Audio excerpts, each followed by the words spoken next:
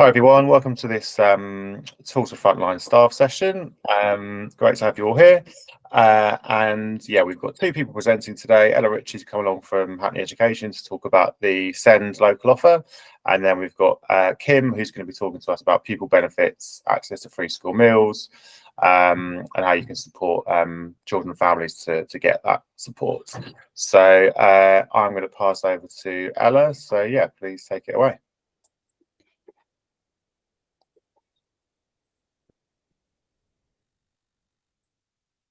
Right, can everybody see the presentation? Yeah, we've got it. Lovely. So just introduce myself. My name's Ella. I grew up in Hackney and lived in Hackney for a long time.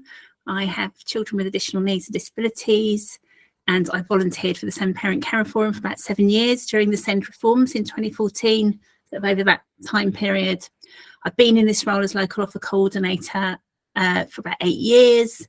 And I'm committed to making information about support processes and services clearer for local families and partners. And it's a difficult job. I will talk you through all of it, but I also set up a national group tasked with the same role that I am in other boroughs, although it differs slightly across each borough.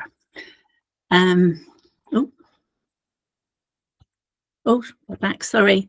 Knowledge is power, information is liberating. So the system that we're trying to describe in SEND is really quite complicated, and a lot of people feel overwhelmed with it, but having the information that you can come back to at any time is intended to be empowering for parents and carers and helpful for partners that are supporting any families who have children with SEND. So the shared statutory local offer duty is not just applied to education, it's across the SEND system. So it includes health partners, social care partners, children's services, adult services, leisure services. All sorts of partners are supposed to be inputting into the local offer, but it's best described probably as a menu of support.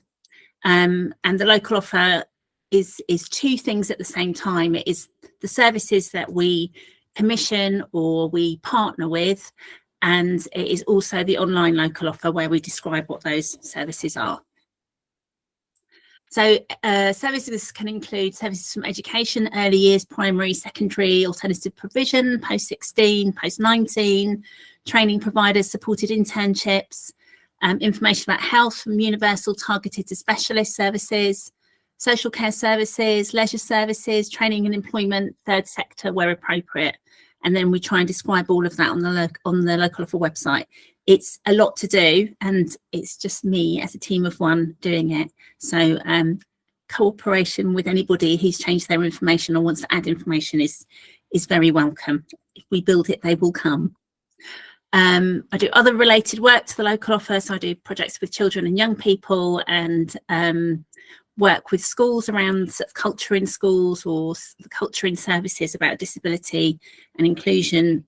So you might have seen some of these things come up just as examples. So when John spoke to me about presenting, I was a bit reticent about some of the challenges that we have with producing the local offer. So there are lots of challenges.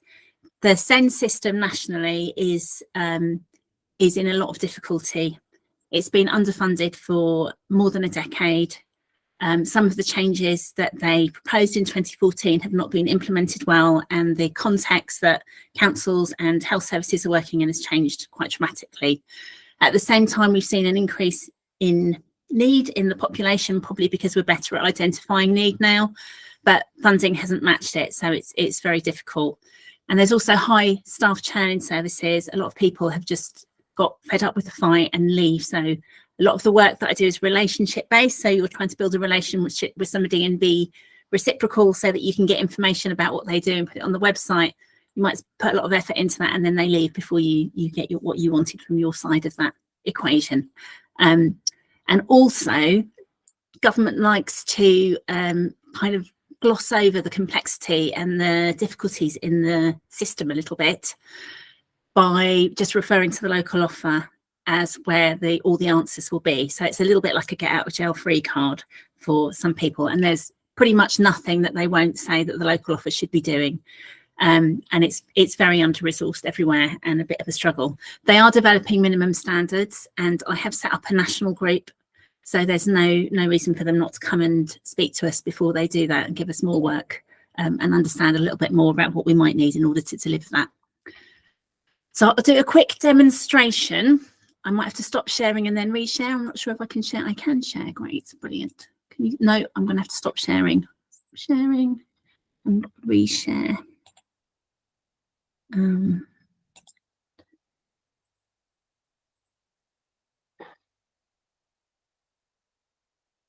Okay. So I'll just show you what it would look like when you go on the local offer first. This is the local offer side of things. The family information service focus on childcare, and the local offer focuses on special needs and disability. So, for example, going to education, you might want to look at additionally resource provision. We're currently expanding that offer in Hackney. So that's a list of all the schools that have or very shortly due to have additionally resource provision, which is an enhanced offer for children and young people that have higher support needs but don't need to be in a special school. Or you might want to have a look at extra help at schools. So it's alphabetical, so some of them are a bit the same, but you might see things that are of interest to you. Yeah, so the service, this is the directory component of the website. If there's anything wrong, you can send feedback, you can add it there, or you can contact me there if there's anything out of date that you've spotted. Or you can go back and you can just use keywords. So you could type in autism, for example, and there are help and advice articles which talk parents through the process of what autism is, what you might notice, how you can get a diagnosis, what happens afterwards, where you can go to school, and then we link to other services. And in doing that, we're hoping to help parents navigate the information on the website, but also navigate the system that they might need to be engaged with. I'm going to stop sharing again and go back to that and share again.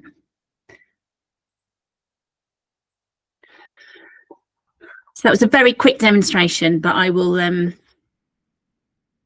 I've put some links into things that you might be interested in. So some of them are here. So specialist disability funding, some assessment information, support services, activities and engagement. There's also the local offer send newsletter, which is separate from the website, but I do, and you can subscribe to that there.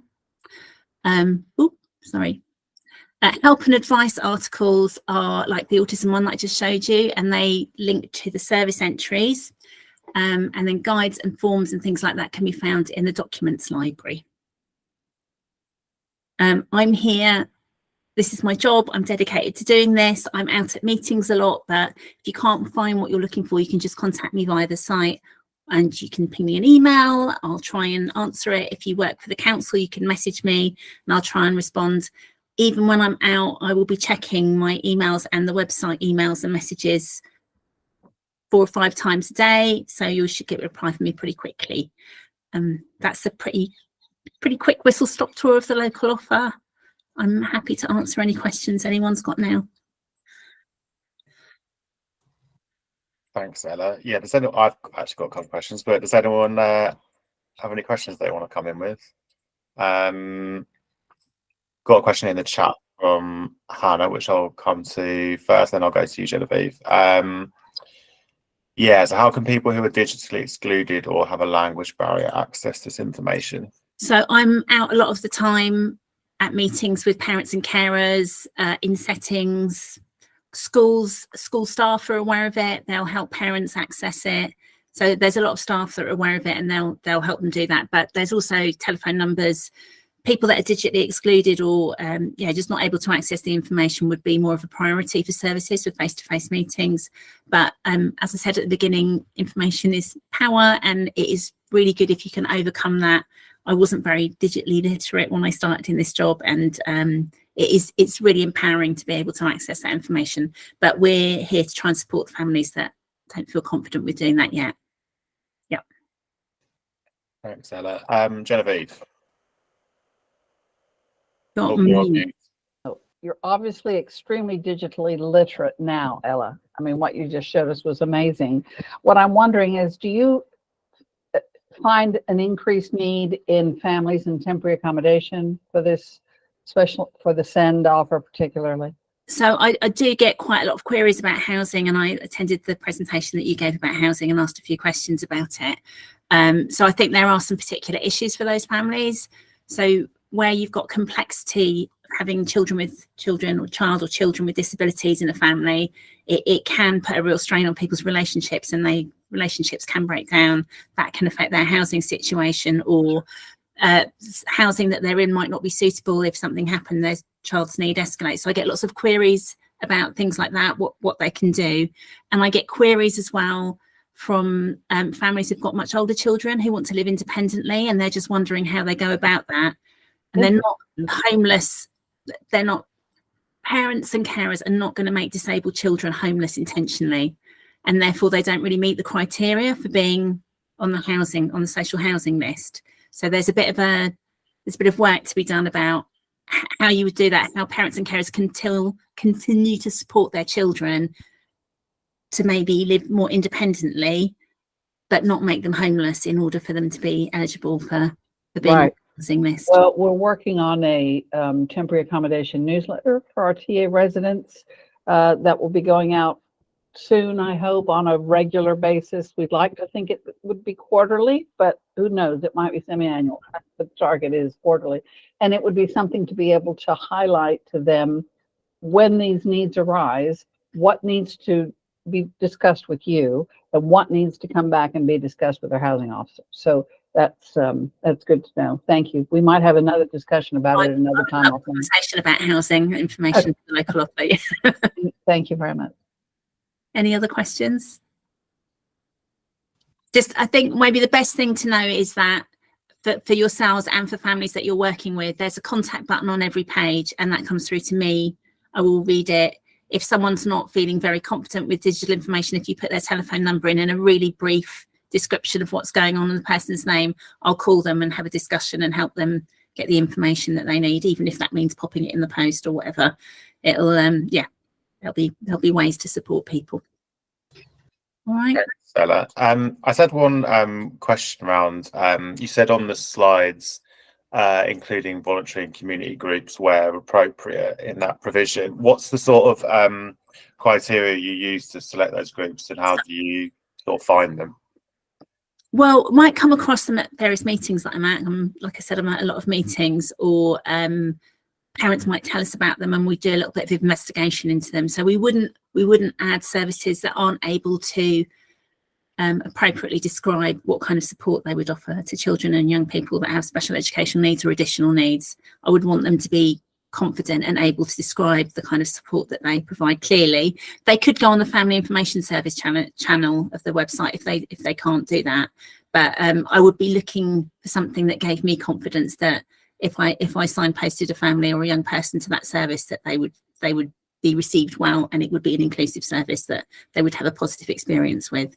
But sometimes if it's really tricky, we'll have a look at it with some parents and carers in my steering group, and we might have a little vote on it. We had a big long investigation as to whether to put a service on or not once. That went on and on a bit, but we decided not to in the end because we didn't feel that they were up to speed with how we currently think about a particular condition.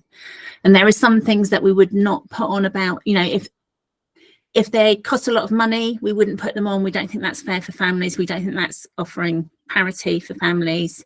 And if there are some behaviour approaches that we don't agree with, we would not, that we don't support as a borough, we wouldn't put those on. Some of the strategies that people might use with people who are autistic, for example.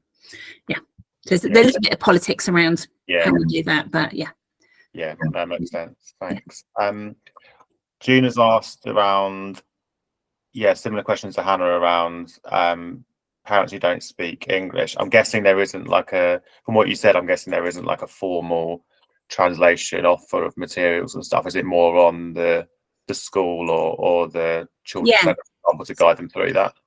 So schools who are working with families can book interpreters. They will probably do that through a new language shop. If anybody wants the name of a good Turkish interpreter that's well versed in SEND I have one. She's also registered with Newham Language Shop. And services would probably book them if a child has an EHC plan and there's a need for the family to have that translated, then it's that team that would sort that out. You can use the Google Translate function on the website to translate the information. It's not perfect. I think those tools are getting better as we, get more into AI. But yeah, it would be that. But we would try to be very accommodating and helpful and meet up with that parent, have a conversation, book an interpreter if we need to. But it's more the services that would be doing that rather than me, because they would probably have a particular need and they would be in touch with the service. Yeah. Does that make sense? Yeah, it does make sense. Thanks, Ella. Helen, you've got your hand up.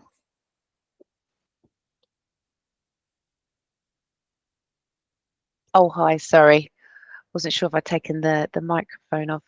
Thank you so much for that. That was really useful. I'm currently working on a program which some of you or all of you might know about, which is called Epic Health. It used to be known as the VCS Enabler program. So it's essentially an empowerment program for inclusive health. That's what the acronym stands for. And it's about bringing together voluntary community sector organisations and statutory partners to work together, collaborate, share resources and skills, information, particularly aimed at addressing health inequalities in City and Hackney.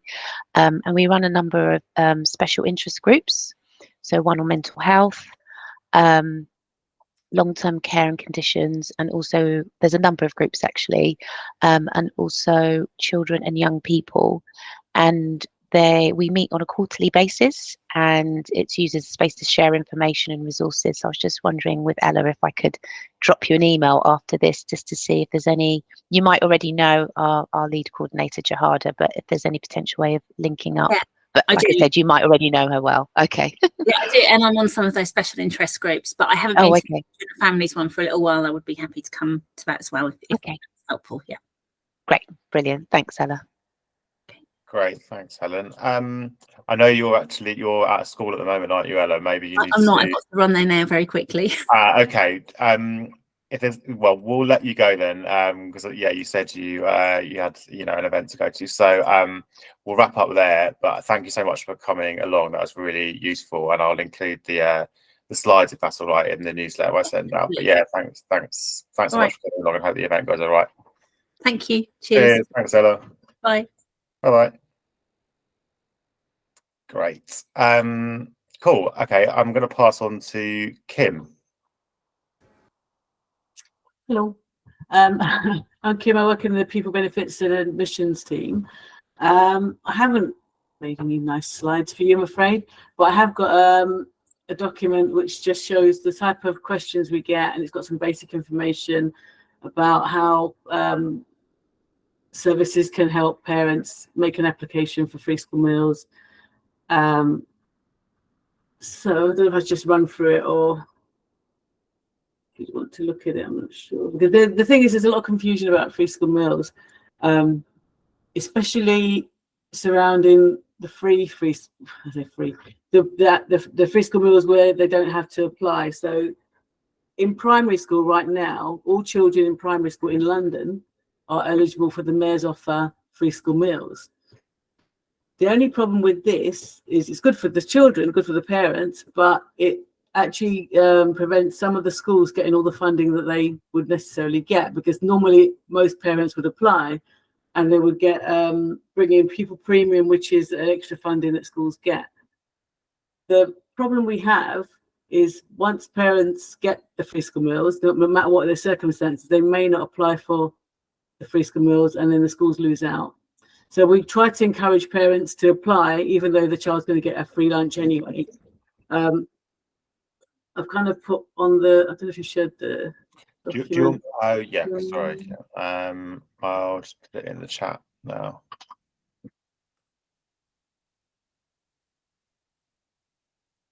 I don't know if you come across any cases where parents want to apply for free school meals, or if they have issues at the school getting their free school meals.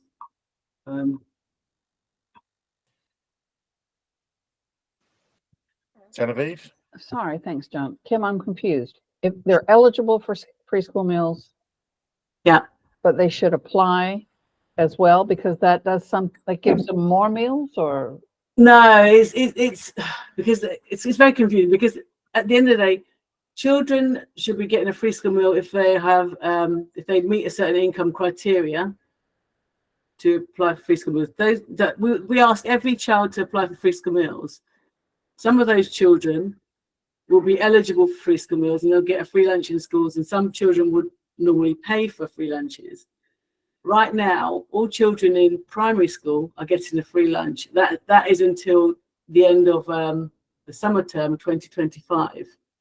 This is a mayor's, the Mayor of London's kind of initiative. That's what they brought out. So it is time limited. So we still want those parents to apply, even though they're going to get a lunch in school anyway, just so that we can find those children that would normally qualify for a free lunch, and schools can get their extra funding.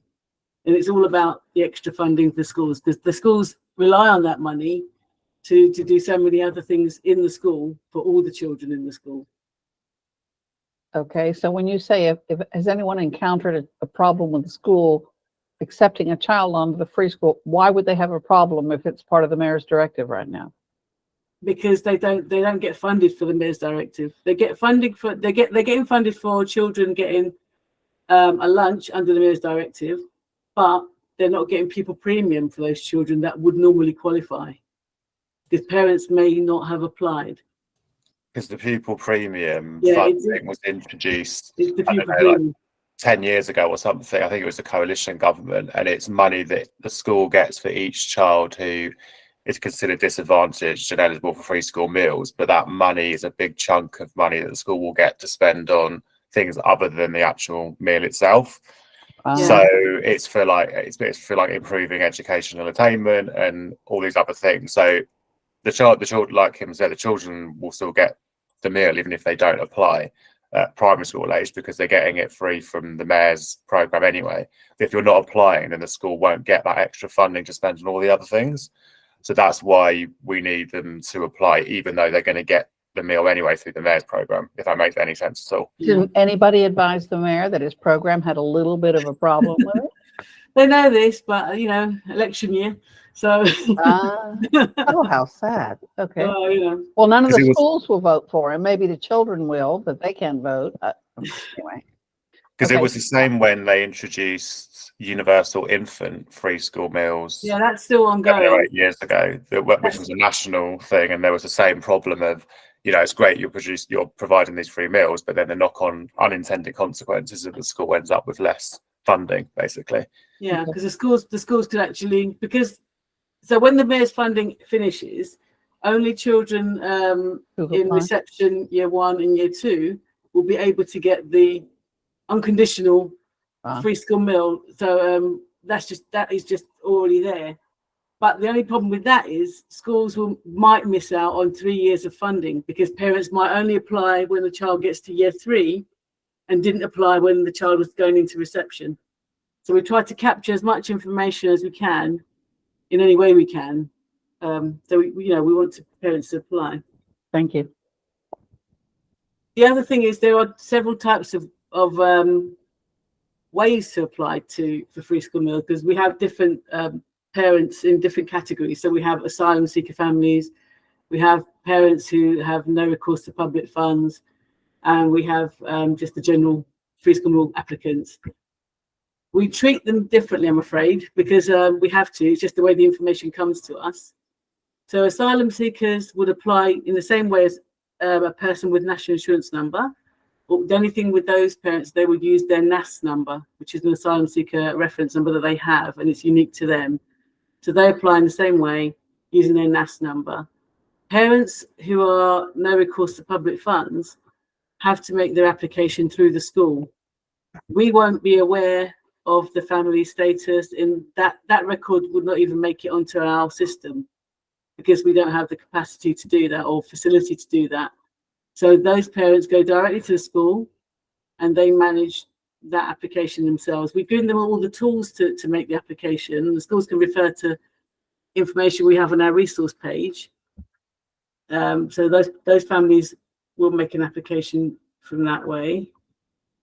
The other thing about free school meals, which even makes it even more confusing, is with the rollout of universal tax credit, they decided to, the DfE decided to protect all children with free school meals, and this has been running since 2018. So anybody who is eligible on the 1st of April 2018 has had their free school meals protected until the end of their phase of school. So end of year 6 or end of year 12, year 11, and that's up until 2025.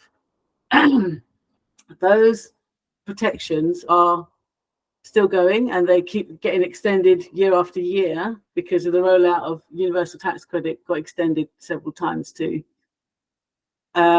So we have all that information on our systems because, you know, we haven't reviewed any children since 2018.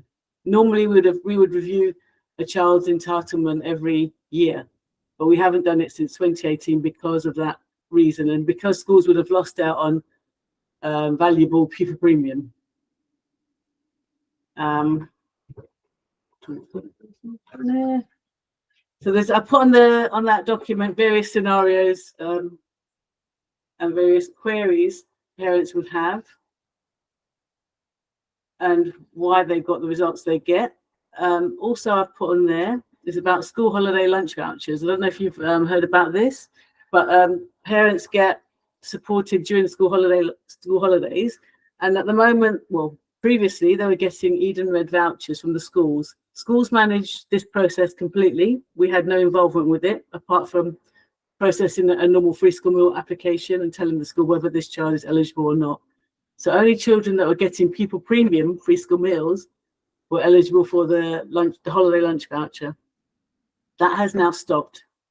So the government, they stopped it in 2023. Yeah, that was the end of Easter 2023. They stopped that.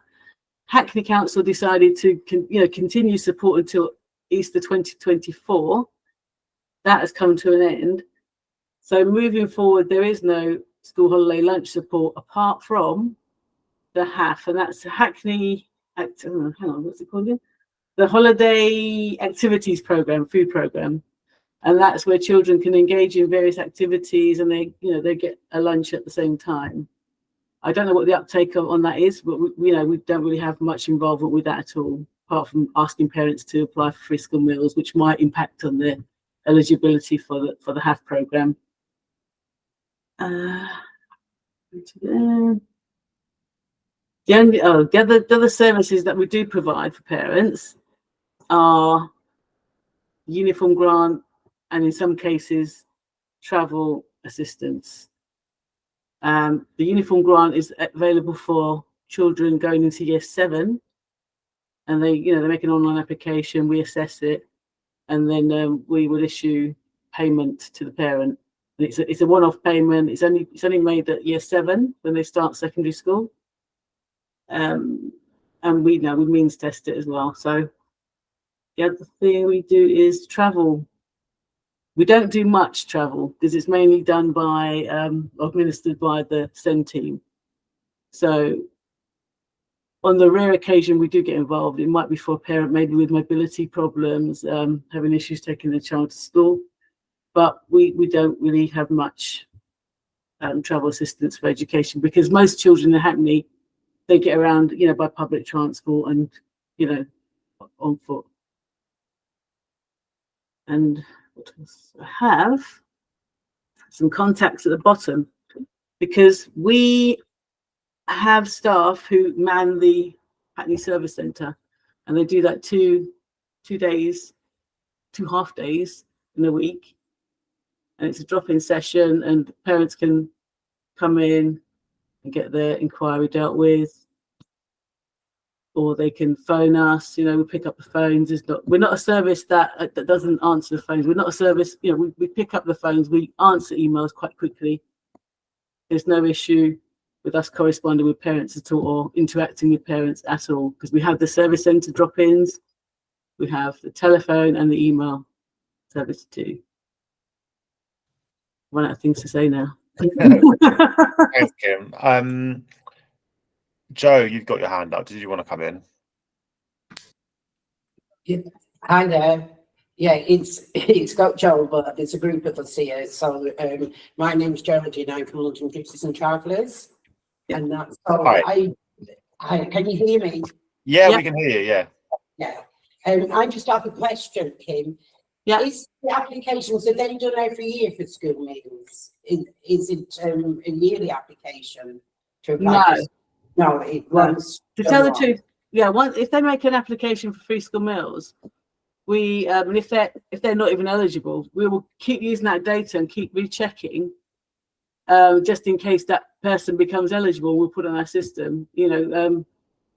We don't just say it's a one-off application. We check it once and that's it. We continuously check it every week. We check ineligible applications just to see if one does become eligible. Okay. And the other question I have is, like, in the schools, what support is, because we work with Gypsies and Travellers, and for some of our clients, literacy and IT skills are quite limited. Yeah. So they are more at a disadvantage, and probably, if the applications are online, they're going to be digitally excluded. So I just wondered, like, at the start of a child starting school, what support would the school put in place to kind of make sure that the parents are aware, but also get the help to apply for the school meals, because that might help, because that's probably where you're losing out as well. Yeah, we do have support, and I think in a lot of cases before we used to Siobhan. You know if you know Siobhan? Yeah, I know. Riley, she used to do a lot of work with the Traveller team, and she used to do quite a lot with us. And because we had a bigger desk at the old building before, we were able to see those parents, face to face whenever they came in. But now we have those drop-in sessions, so these parents can be directed to come in on certain drop-in sessions. They can call us because they may already be known to us on our system. Maybe we can do things for them, if offer a little bit more support, maybe.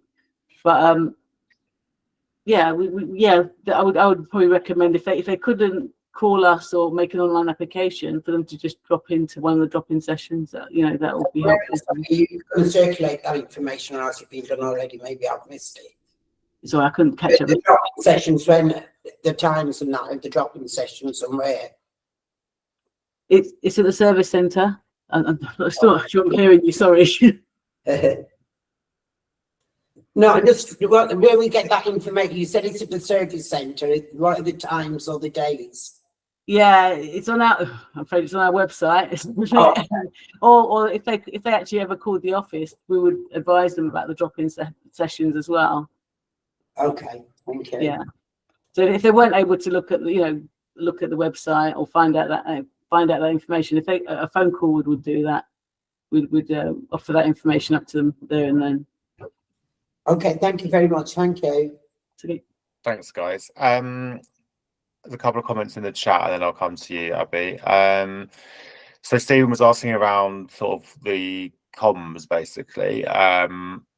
So one, are there any plans to communicate the importance for parents to still register their child, even if obviously they're already getting the meals anyway?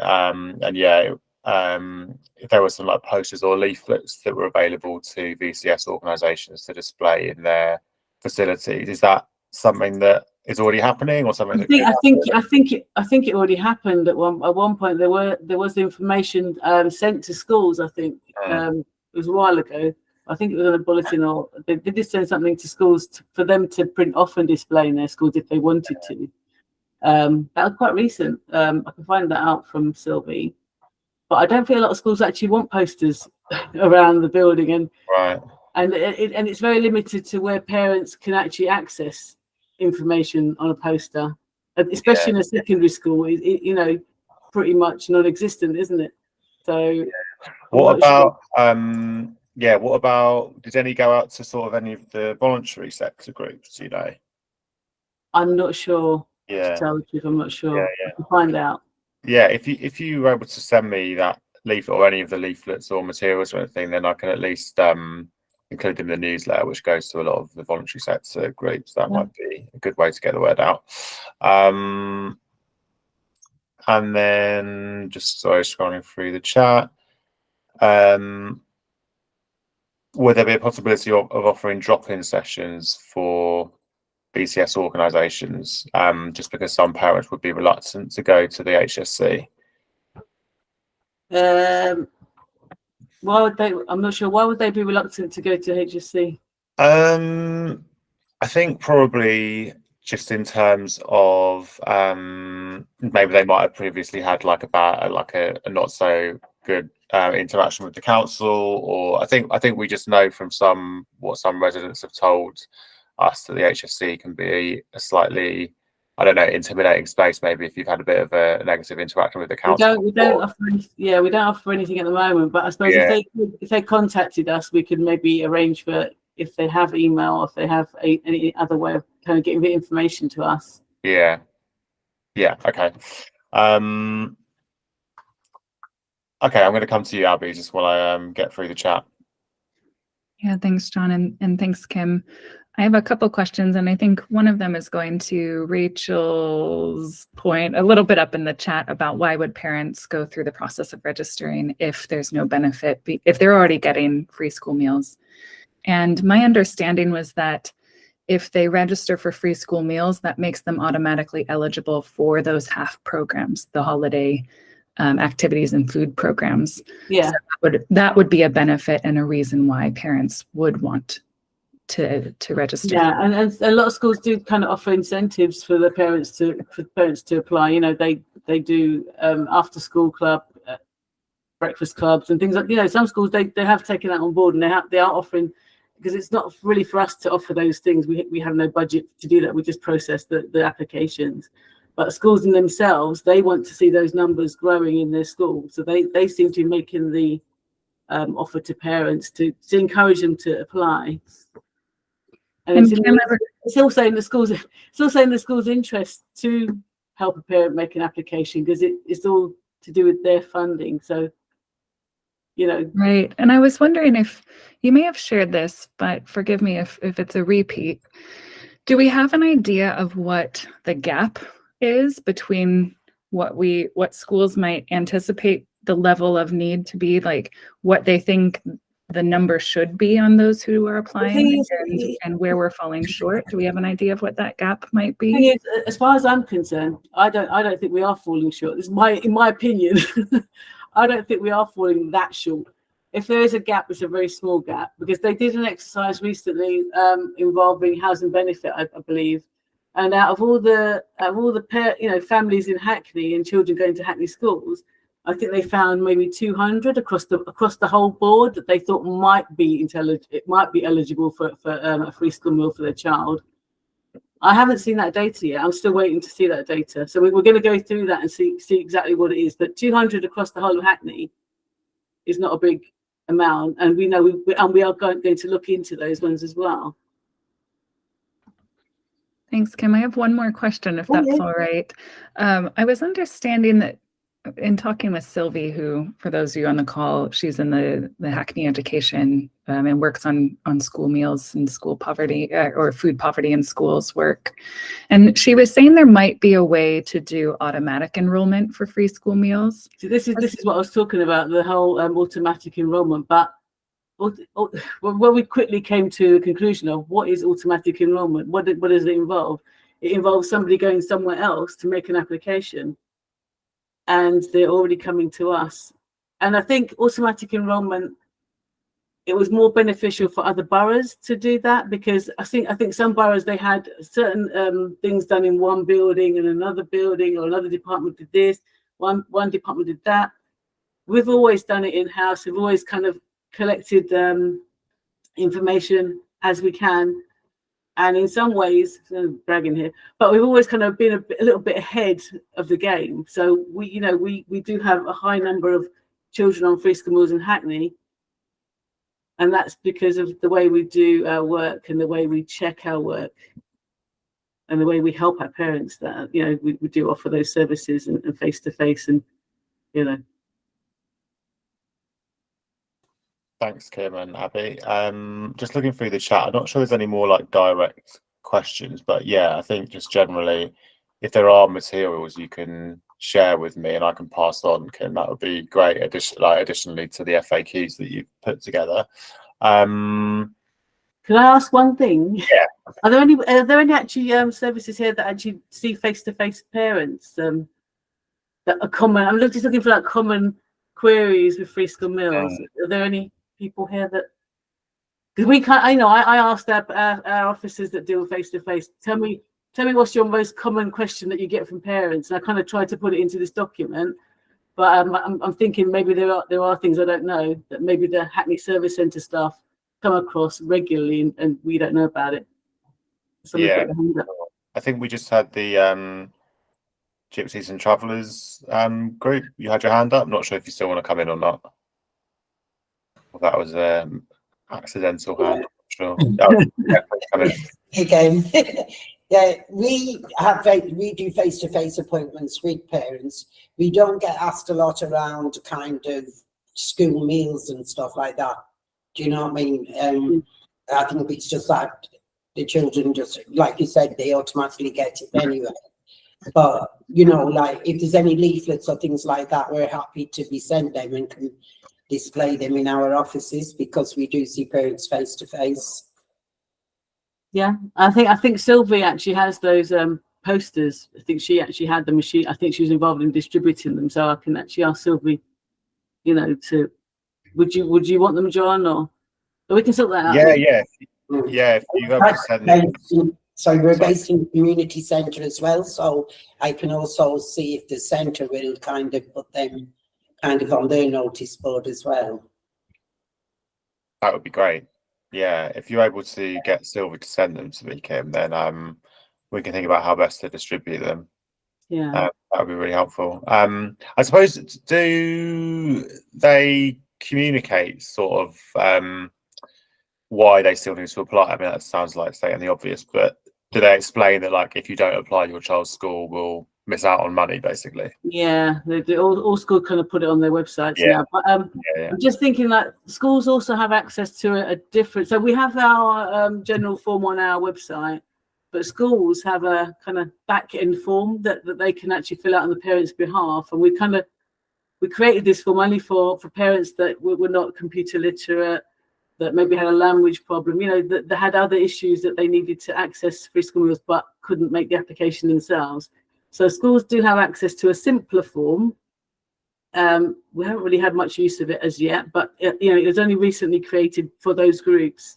So schools are going to be encouraged to use it more often, I think, to get us those applications in. Because before we used to have paper applications, and what we found is a lot of duplication. Parents that had already applied, applying again and again and again, and it's very time consuming filling, uploading those applications onto our system. It's very, very time consuming. It's a lot easier to deal with an online application. But this way we get the information from the schools, it's legible, and we can put it onto our system. Yeah, great. Thanks, Kim. I mean, it's like a complicated and slightly thorny one, isn't it? Kind of get people to apply for something when, from their point of view, they don't really need to. So yeah, it's a tough one. But does anyone else have any other questions for Kim or comments? No? Okay.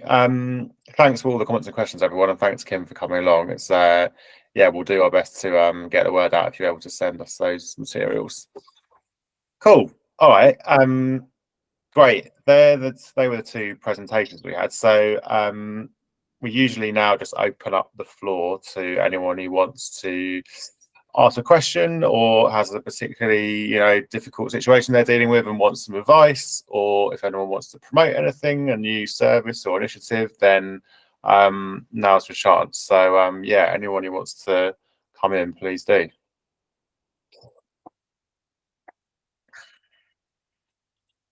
Or I can just promote something I wanted to promote. Okay, Ali, do you want to come in? Yeah, so I'm just putting my camera on. Can you hear me? Hello. Yeah. Hi, everyone. Hey, Kim, I don't remember me. Hello. Yeah. So I just wanted to make an announcement. Caribbeans has got a new space, its own space in Dalston. We are just about to I've got the keys, need to move in, and I'm just waiting for some equipment. But that's where we'll be based in the future. So I just want to share that. I'm open to collaborations. Oh, thank you, Steve. Oh, look at this. Just celebrations. I just wanted to share this, and please email me if you know you'd like to come visit the space and you'd like to hear more. It's also got a lovely little outdoor space with a small Muga attached. So yeah, let's get this space up and running, and I look forward to working with anybody. Thank you. That sounds great. Do you have is that on the website, Ali? Do you have some sort of lines I could put in the newsletter to give it a shout out? Now. I've not at the moment. I'm just about to update my website. It's been rebranded and there's lots of things going on in the background, but I can send you some information over. If anybody can help me with setting up the space, I'm not an interior designer. So I'd love some ideas around that and basic equipment and those things. So just email me privately, and I want it to be a cultural space for the residents of Hackney. And I can't do that by myself. But yeah, I'll send you some information, John. Great, amazing, and congratulations. That's brilliant news. Thank you. Cool. Does anyone else have anything they want to, any other good news stories or questions they want to ask or new initiatives they want to promote to this space?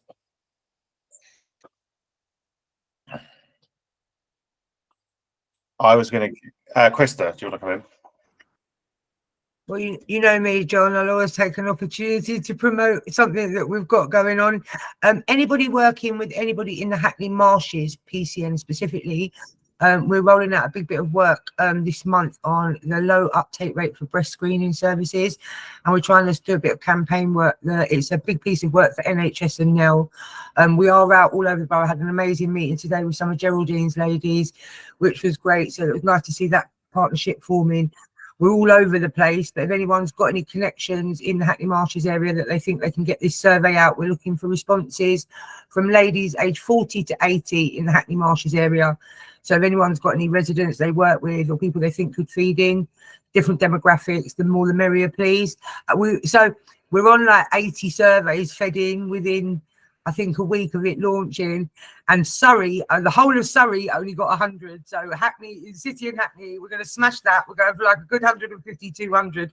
So please, anyone who can circulate it, drop me an email. John's got my contact details if you don't have it. And as always, if anyone's any sort of resident engagement, co-production stuff they're thinking of doing, give me a shout anytime. Yeah, we can see what we can do. Yeah, thanks, John. Thank you.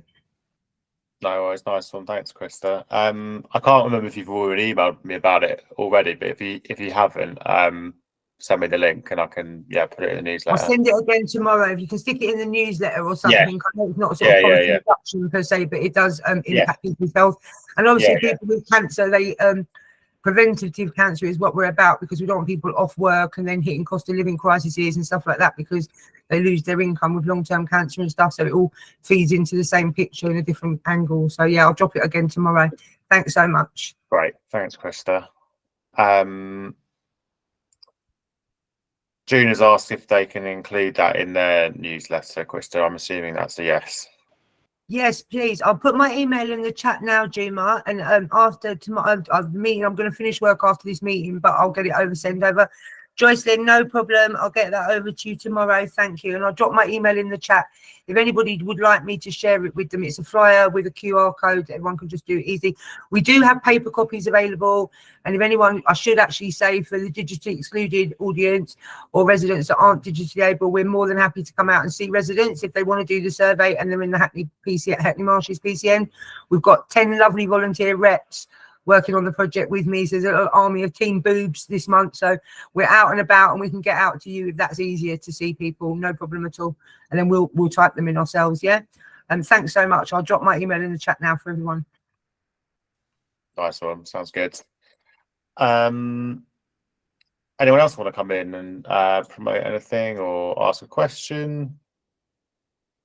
Abby. Yeah, thanks, John. I'll share on behalf of a team that I work with at times, the Refugee Migrants and Asylum Seekers Program team. And as of today, there is now a Refugee Migrant and Asylum Seeker service that's a weekly drop-in for anyone to go into the Dalston CLR James Library with a range of support from council teams, community organizations, and there will be some information going out in different forums about this. But what I'll do is drop into the chat the link where you can find out more.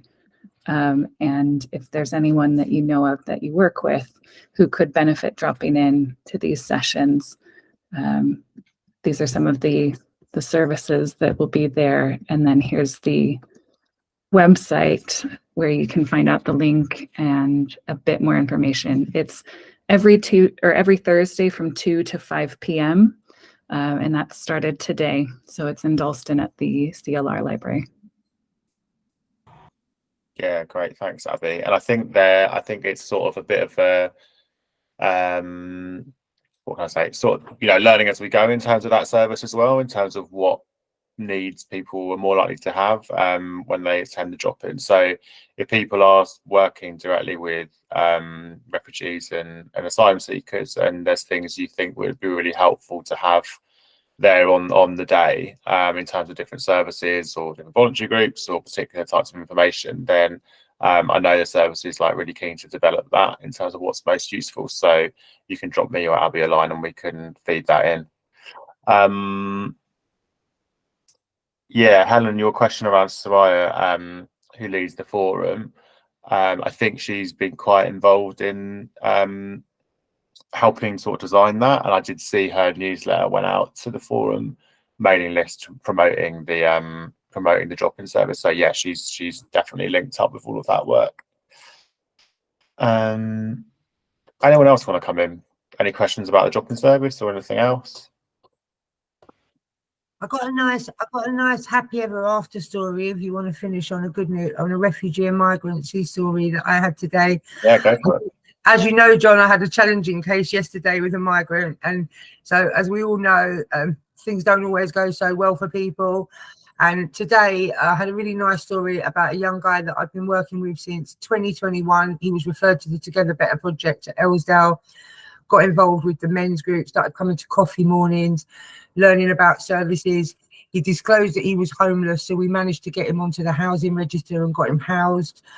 He's been in a hotel, desperately trying to get back to work, get back on his feet. He sent me a bouquet of flowers today because he got a 1-bedroom property. He is now permanently housed in the borough. He signed a new job contract today that he was able to get. He's now able to send money over to his wife, who's really ill in Eritrea still. So we absolutely, when it does work, it absolutely does come together. So I feel like sometimes we all need to hear that. My boss was like, just hold on to the good one today, Krista, just hold on to that.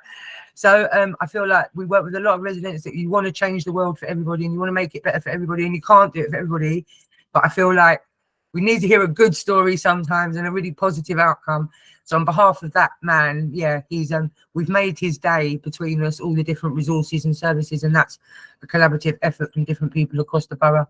So I just thought it's a nice end of story, right? It's a nice happy story to end on. Nice one, thanks, Chris. And yeah, I totally agree. It's really difficult when we work in such challenging circumstances, and you don't want to sort of gloss over all of that, but at the same time we have to recognize when things do work and go well, and it's great to hear. So yeah, well done. Ali, you've got your hand up. Yeah, sorry, I forgot to mention something else with my other hat on at the Boiler House. We're going to have an event on the 30th of May where we're going to be opening the doors, and we're going to be talking about our journey so far, where we're up to, and the future for Caribbean, not Caribbean, for the Boiler House, which includes Caribbean. So I can send the flyer over. We're going to have some activities, and there's going to be an announcement about being able to maybe use a space, but I can't, you've got too long if you want to hear more about that. So I'll send you the information. Thank you. Nice one, thanks, Ali. Sounds good. Anyone else want to come in?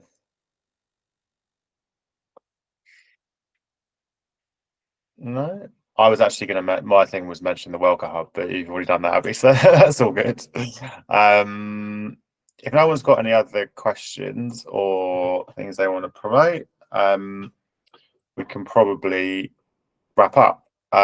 Before we do, actually, I'll just have a look at the forward plan for these meetings so I can let you know what's coming up. But if there's anyone who wants to present, or you want me to see if I can get someone to present on a particular issue, then give me a shout. You can either let me know now or just send me an email. Just looking at the forward plan. I think the next one's on the 16th. And I think Sally's coming along from Health Watch, Daniel from Skyway, and Julia, who I think is coming from the National Childcare Trust, I think, to talk about some free help and advice for new mums in Hackney. So that'll be the next one. So and dads, Sally's is and dads, father friendly. So I think it's dads as well as mums. Okay. That one from Health Watch. Cool, brilliant. And then the one after that, it's going to be a session dedicated to some of the work that we spoke about a while back that we're doing with Sheffield University around collecting case studies and understanding better how people refer into services and how they get that support and what barriers there might be. So that'll be one where we're looking for lots of discussion, insight from the people who are actually sort of working directly with the residents. So yeah, a couple of good sessions coming up, and hope you can all make it. But I think we'll probably wrap up there. So yeah, thanks very much for coming along, and yeah, hope to see you next time. Thanks a lot. Cheers, everyone. Bye, Bye, guys. everyone. Thank you. Bye. Thank you. Bye-bye. Thanks, guys. Thank you.